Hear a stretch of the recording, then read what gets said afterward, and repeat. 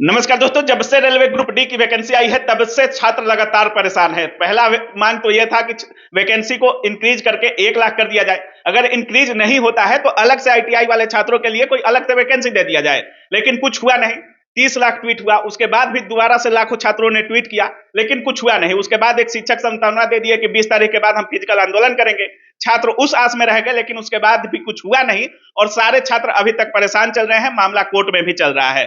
बाकी टेक्नीशियन को लेकर के बहुत सारी मांग थी छात्रों को लेकर के, जिसको लेकर के पिछले दिनों कुछ शिक्षक रेलवे भर्ती बोर्ड पटना में जाकर के चेयरमैन सर से मिले भी हैं। सारी चीजों पर बात करेंगे, कहां तक मामला पहुंचा है, क्या कुछ रेलवे छात्रों को कुछ अच्छी खबर रेलवे छात्रों को देखने को मिलेगी कि नहीं मिलेगी, सारी चीजों पर बात करेंगे। अभी हमारे साथ पटना के जाने माने शिक्षक अभिषेक सर हमारे साथ हैं। स्वागत है सर। नमस्कार सभी दर्शकों को, काबिल न्यूज देखने वालों को। सर, जिस तरीके से रेलवे ग्रुप डी के छात्रों के साथ हुआ है और 6 सालों का गैप, 32,438 वैकेंसी आई और तब से छात्र लगातार मांग कर रहे थे कि बढ़नी चाहिए। अगर आप नहीं बढ़ा रहे हैं वैकेंसी तो अलग से सीटें दे दीजिए, खास करके आईटीआई वालों के लिए। आप तो शुरुआत से इस पर काम भी कर रहे हैं सर। मामला एक और हुआ कि कुछ शिक्षक बोले कि 20 के बाद आंदोलन होगा, लेकिन वो भी आंदोलन कुछ हुआ नहीं। लाखों ट्वीट हुआ, लेकिन रेलवे का कुछ रिप्लाई नहीं आया। सर, कैसे देख रहे हैं रेलवे ग्रुप डी की?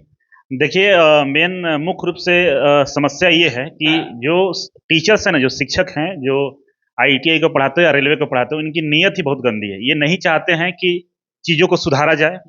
बच्चों को झूठी मूठी संतावना देते हैं कि अपनी कोचिंग को किसी तरह चलाया जाए, जबकि ग्राउंड रिपोर्ट ये है कि सीटें कम निकाली गई और उसके लिए कोई भी शिक्षक इस बात को लेकर आगे नहीं आया कि भाई इसके लिए आवाज उठाया जाए। दूसरा, जो आईटीआई बच्चों के साथ छल किया गया, नोटिस निकालने के बाद, शॉर्ट नोटिफिकेशन निकालने के बाद आईटीआई को हटा दिया गया।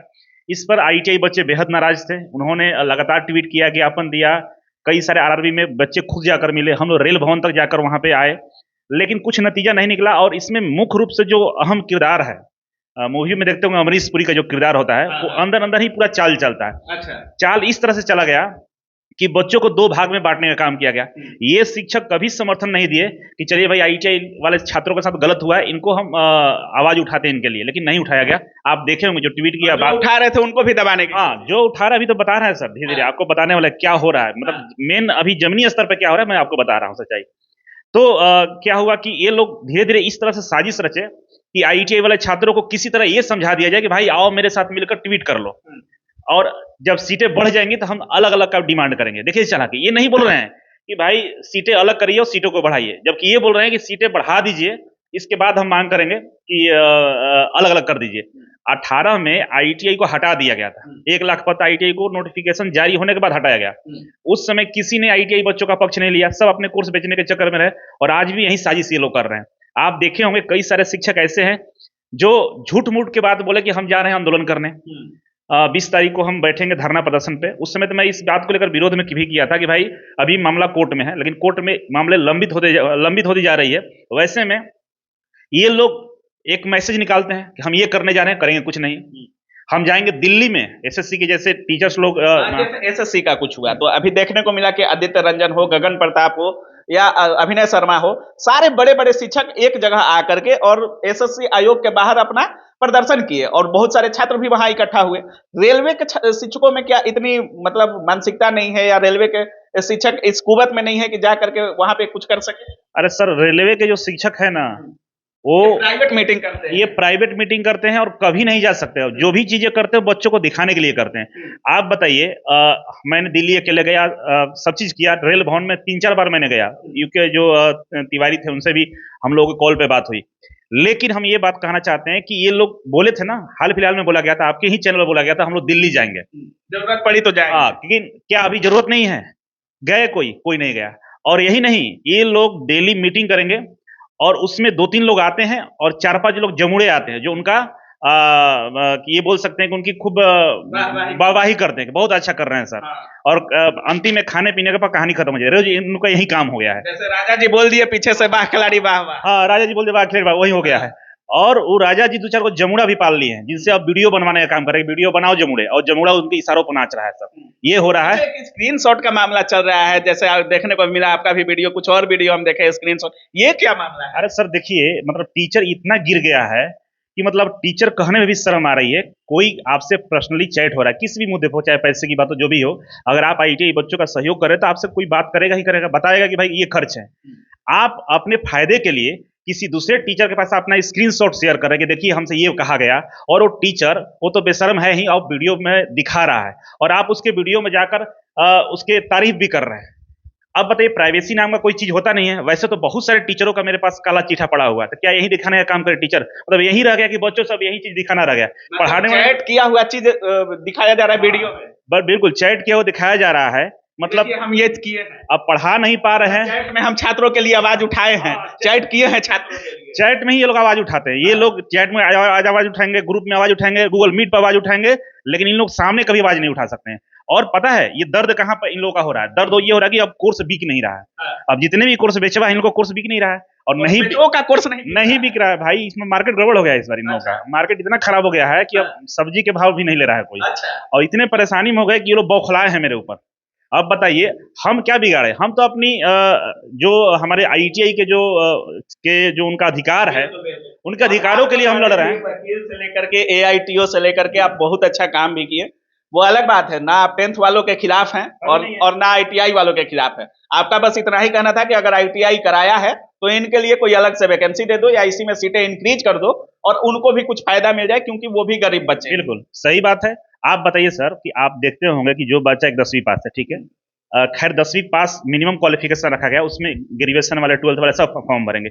जो बच्चा इस रेलवे के नोटिस देकर आईटीआई किया, 30-40 हजार रुपए लगाया, समय दिया, और लास्ट में आप ये बोल दिया जाए कि नहीं भाई तुम्हारे इस क्वालिफिकेशन में कोई आवश्यकता नहीं है, तो बताइए उसका भरपाई कौन करेगा?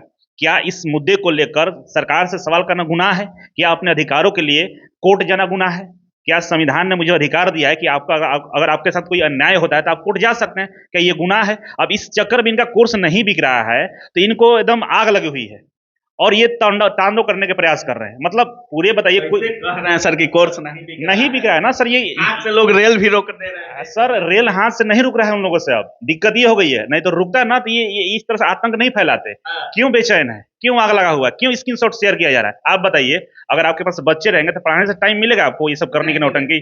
आप पढ़ाते ये स्क्रीनशॉट शेयर करके दूसरे से वीडियो बनवाना, ये बोलना आपने तो नहीं बोलने का औकात है, कुछ भी बोलिए ना आकर सामने।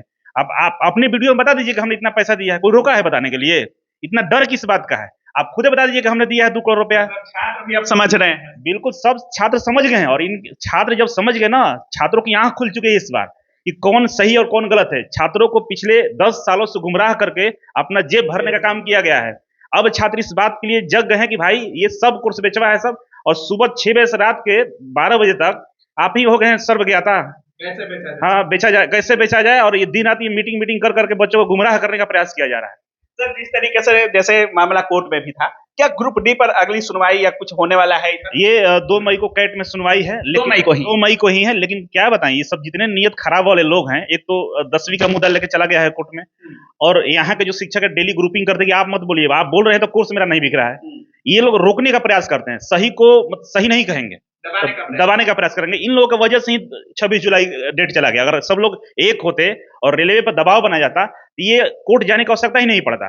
कोई साथ नहीं दे रहा है, बस ये लोग दिखावे के लिए बच्चों के सामने आते हैं और भभक के चले जाते हैं।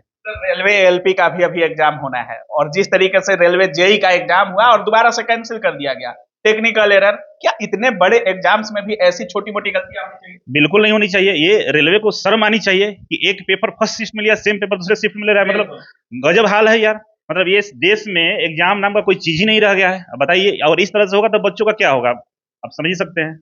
बाकी बहुत सारे मांग थी सर, जैसे रिजल्ट का आधार क्या था, परसेंटाइल हो या नॉर्मलाइजेशन का आधार क्या है। जैसे एएलपी के फर्स्ट पेपर में देखा गया कि जिनका मतलब कम अंक है उनका भी नॉर्मलाइजेशन में बहुत ज्यादा बढ़ गया, और जिनका ज्यादा अंक है उनका घट भी गया है कुछ छात्रों का।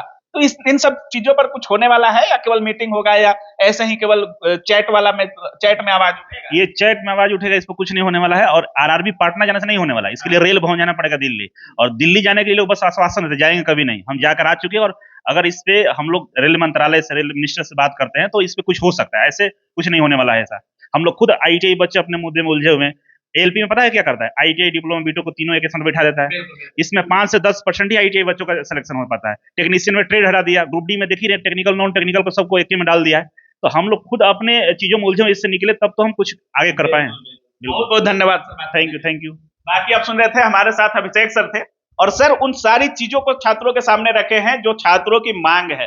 जैसे रेलवे के ग्रुप डी के छात्र, खास करके आईटीआई वालों के लिए अभी भी लड़ाई जारी है। 2 तारीख को क्लेट में सुनवाई भी है आईटीआई वाले मुद्दे पर। बाकी जिस तरीके से बेबाकी के लिए जाने जाते हैं अभिषेक सर, बिना लाग लपेट के स्क्रीनशॉट का मामला चल रहा है। जैसे बहुत सारे लोग चैट में आवाज उठा देते हैं, फिर बोलते हैं कि अरे हमने तो व्हाट्सएप चैट में बोला था आपसे कि हम छात्रों के साथ हैं। फिर स्क्रीनशॉट में पैसे का लेन देन, क्या क्या, मतलब प्राइवेसी का भी कोई ख्याल नहीं है। शिक्षक बस नाम, और हरकतें ऐसी कि मतलब विश्वास उठ जाए कि ऐसा भी कोई शिक्षक कर सकता है। बताइए, कोई चैट करे, उसका दूसरे से आदमी चैट नहीं दिखाता है, और यहाँ स्क्रीनशॉट तक शेयर कर दिया जा रहा है। बाकी अब क्या कुछ सोच रहे हैं आईटीआई के बारे में, एलपी के बारे में, और जिस तरीके से रेलवे के द्वारा टेक्निकल इशू बता करके एग्जाम्स लिया जा रहा है, इन सारी चीजों पर आप क्या कुछ सोच रहे हैं, अपनी राय कमेंट सेक्शन में जरूर रखिएगा। आप देख रहे थे काबिल न्यूज। जय हिंद।